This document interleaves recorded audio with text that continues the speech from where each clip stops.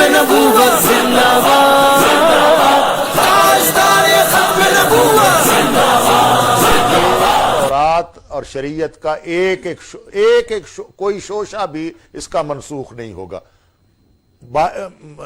مسیح تو کہتا ہے کہ یہ منسوخ نہیں ہوگا، لیکن ہم ثابت کریں گے کہ پولوس نے نسخ کیا ہے، تورات میں نسخ ہوا ہے۔ دوسرا جو ہمارا ہے موضوع وہ نسخ ہے، تیسرا جو ہے وہ تثلیث ہے۔ ہم نسخ ثابت کریں گے، ہم تحریف ثابت کریں گے، یہ دو موضوع ہماری طرف سے ہوں گے۔ تثلیث وہ ثابت کریں گے، ہم تثلیث پر اعتراض کریں گے۔ حقانیت قرآن یہ ہم ثابت کریں گے کہ قرآن مجید میں کوئی تحریف نہیں ہوئی۔ اور چوتھا پانچواں ہے نبوت حضور صلی اللہ علیہ وسلم، حضور کی نبوت ہم ثابت کریں گے۔ اس پر آپ اعتراض کریں، ہم ان اعتراضات کا جواب دیں گے۔ تین موضوع ان میں معترض ہم ہوں گے، آپ جواب دیں گے۔ دو موضوع ان پہ آپ معترض ہوں گے، ہم جواب دیں گے۔ یہ پانچ موضوع ان کے بڑے نے اور ہمارے بڑے نے مناظرے کے لیے طے کر دیے۔ آئندہ بھی جب کبھی گفتگو ہوگی کسی چھٹی بات پر نہیں ہوگی، پہلے ان پانچ پہ ہوگی۔ ٹھیک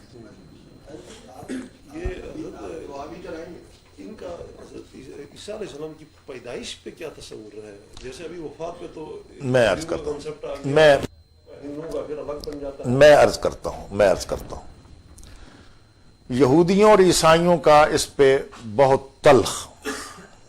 عیسائیوں نے تو یہ مانا کہ یوسف کے ساتھ منگنی ہو چکی تھی مریم کی۔ یوسف نجار، یوسف ایک شخصیت ہے، وہ بھی اسرائیلی ہیں اور حضرت مریم کے رشتہ دار ہیں، چچا زاد بھائی یا کیا بنتے ہیں۔ اس کے ساتھ مریم کی منگنی ہو چکی تھی، رخصتی نہیں ہوئی تھی کہ مریم حاملہ ہو گئی۔ آج یورپ میں کنواری لڑکیوں کے حاملہ ہونے کی بنیاد یہ ہے، وہ کہتی ہیں کہ مریم اگر کنواری حاملہ ہو سکتی ہے تو میں کیوں نہیں ہو سکتا۔ زنا جتنا ہو رہا ہے وہاں وہ اس بنیاد پر ہو رہا ہے۔ ٹھیک ہے جی۔ اچھا، یہ بائبل کے کچھ تصورات ایسے ہیں جس نے پوری دنیا میں ادھم مچایا اور بد اخلاقی پیدا۔ بہرحال کہ یوسف نجار کے ساتھ منگنی ہو چکی تھی، ابھی رخصتی نہیں ہوئی تھی کہ مریم حاملہ ہو گئی، اور کہتے یہ ہیں کہ وہ حاملہ ہوئی فرشتے کی وجہ سے، فرشتے نے حاملہ، جیسے جبریل نے۔ یہودی کہتے ہیں کہ ناجائز تعلقات تھے مریم کے، کبھی زکریا کے ساتھ، حضرت زکریا علیہ السلام، چونکہ حضرت زکریا کی کفالت میں تھی مریم،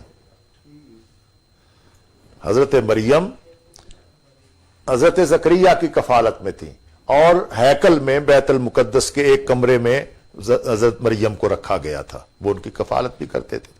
تو حضرت زکریا کو قتل بھی اسی لیے کیا گیا۔ حضرت زکریا علیہ السلام کے بارے میں ہے نا کہ ان کو آرے چیر دیا گیا۔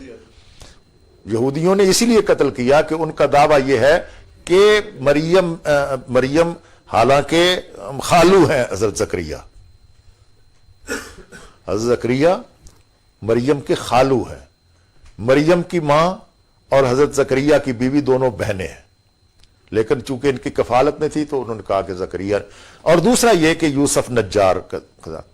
بہرحال یہ حضرت مریم جی ہیں، یہ حضرت مریم حاملہ پائی گئیں، اور یہ بچہ پیدا ہوا جب وہ جا رہے تھے، کہیں سرائے میں تھے یہ دونوں، تو وہاں یہ بچہ پیدائش کا یہ معاملہ، اس پہ ہم آپ کو انشاءاللہ میں ایک تفصیلی مضمون جو ہے مولانا کو دے دوں گا، وہ آپ سب تک بھجوا دیں گے۔ ٹھیک ہے جی۔ تو پیدائش کے بارے میں یہودی کہتے ہیں کہ یہ ناجائز بچہ ہے، انجیلیں اور عیسائی کہتے ہیں کہ نہیں یہ مقدس بچہ ہے، بس یہ ہے دونوں کا۔ لیکن پیدائش 25 دسمبر کی کہتے ہیں، حالانکہ 25 دسمبر ثابت نہیں ہوتی کسی صورت میں بھی، اس لیے کہ 25 دسمبر سردی کا موسم ہے اور وہ سرد علاقہ ہے۔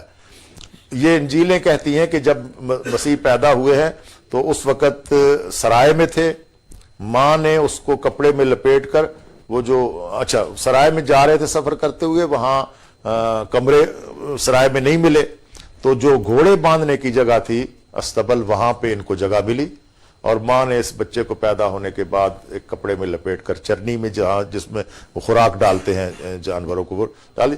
اور یہ وہ زمانہ ہے کہ جب چرواہے باہر اپنی بھیڑوں کو لے کر موجود، چرواہا سردیوں کے موسم میں باہر اپنی بھیڑوں کو لے کر نہیں رہتا، گویا اس سے یہ ثابت ہو کہ گرمیوں میں پیدا ہوئے، لیکن 25 دسمبر کو مناتے ہیں، اور 25 دسمبر بھی کرسمس یا یوم پیدائش تب بنایا گیا جب ایک بت پرست بادشاہ جو قسطنطین ہے وہ عیسائی مذہب کو، تو کہا گیا کہ ان دونوں مذہبوں کو اب آپس میں کس طرح جوڑا جائے، تو یہ بڑا دن، سورج کا دن، جب سورج بڑھنے لگتا ہے، یہ 25 دسمبر ان میں آتا ہے۔ آپ کو بڑے دنوں کی چھٹیاں ہوتی ہیں نا، ٹھیک ہے، کیونکہ دن چھوٹا ہوتے ہوتے ہوتے اب بڑا ہونا شروع ہوا ہے، تو یہ بڑا دن ہے، تو یہ ان دونوں مذہبوں کو ملایا گیا ہے، اس سے کرسمس بنی۔ وہ ایک چھوٹی سی سر اس میں ایک بات، ایک تو یہ جو یوسف نجار والی ہے، اور یہ قادیانی جو کنسپٹ بتا رہے ہیں حضرت عیسیٰ علیہ السلام کے بارے میں، وہ جو ایک سٹوری چلی آ رہی ہے یہ گوتم بدھ سے، جی، تو آج 2 دن سے میں شمس الدین بھائی سے یہ کلیئر کروانا چاہ رہا ہوں، اس نے مجھے زیادہ ہی کنفیوژن پیدا کر دی اس میں۔ جی، وہ سٹوری جو ہے، وہ جو ایک بادشاہ ہوتی ہے، بادشاہ کا بیٹا ہے، اس کو 2 محلوں میں رکھ دو، یہ جا کے کوئی عالم نہ بنے، بت نہ بنے، تو گوتم بدھ کی یہ کہانی نہیں، میں عرض کرتا ہوں، وہ یہ ہے کہ جس طرح کی کہانی پر حضرت مسیح کو وہ خدا کا بیٹا کہہ رہے ہیں، چونکہ ان کا باپ نہیں ہے، ٹھیک ہے جی۔ یوسف نجار کی تو کہتے ہیں نا کہ وہ اس کے پاس آنے سے پہلے وہ حاملہ تھی، تو باپ نہیں ہے، تو ہم یہ کہتے ہیں کہ اس طرح اگر کسی کا باپ نہ ہو اور اس کو خدا مان لیا جائے اور خدا کا بیٹا مانا جائے، تو اس طرح تو بدھ مت میں بھی اور دوسرے کئی جو قومیں ہیں ان میں ایسے تصور پائے جاتے ہیں کہ فلاں آدمی پیدا ہوا اور اس کا کوئی باپ نہیں تھا، تو پھر ان سب کو خدا کا بیٹا مانو، وہ یہ کہانی ہے۔ اس کے لیے میں آپ حضرات کب تک ہیں جی؟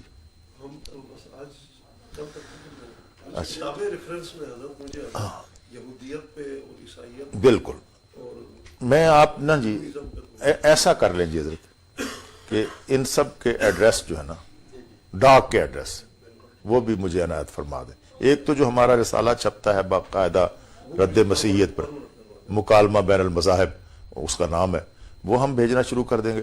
دوسرا یہ کہ وہ جو ہم نے کتاب ایک عربی سے اردو ترجمہ کر کے چھاپی ہے، سینکڑوں دلائل اس بات پر کہ مسیح خدا کا بیٹا نہیں، خدا کا بندہ اور رسول ہے، اس میں یہ سارے مذاہب کا تصور سامنے رکھا گیا، وہ بھی میں سب کو بھیج دوں گا۔ اگر مجھے پہلے پتا ہوتا نا جی کہ تو میں آج لیتے آتا، کل بھجوا دیتا۔ اچھا، ایک اور چھوٹی سی بات، یہ جو ہندو کے اندر ہی اصلاحی تحریکوں کی بات ہو رہی ہے جی، تو اس میں جینزم بھی تو ہے، مہاویر، ہاں، جین مت، ہندو مت میں کئی اصلاحی تحریکیں پیدا ہوئی، ٹھیک ہے جی، لیکن 2 تحریکیں ایسی ہیں کہ جو اس وقت ایک زندہ حقیقت کے طور پر موجود ہے، وہ ایک بدھ مت ہے اور ایک سکھ مت ہے۔ جین مت اس وقت مہایان کی شکل میں موجود ہے، لیکن وہ مہایان کی شکل میں یہ بدھ مت ہے، ہاں، سکھزم تو ادھر امرتسر میں یہ سارے، جین مت جو ہے نا جی، وہ اس طرح ابھرا ہوا نہیں ہے پس منظر میں، بس یہ ہے۔ اور گرو گرنتھ جو ہے وہ خود گرو نہیں ہے، وہ بک ہے، بک ہے آخری ایک بک ہے، اس کو انہوں نے گرو جی، کہہ دیا۔ اس میں گرو نانک صاحب کے اقوال ہیں، اس میں کچھ اور لوگوں کے بھی اقوال ہیں، تو وہ ان کی مقدس کتاب ہے۔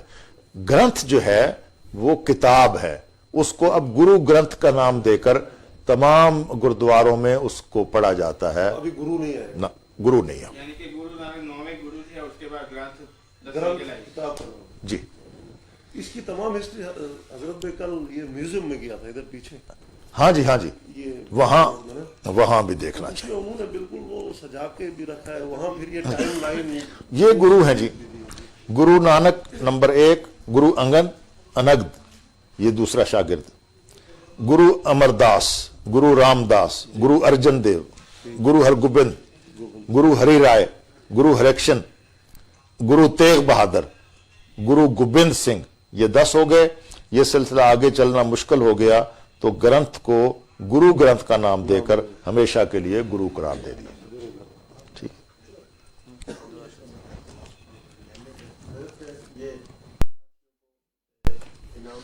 اچھا جی.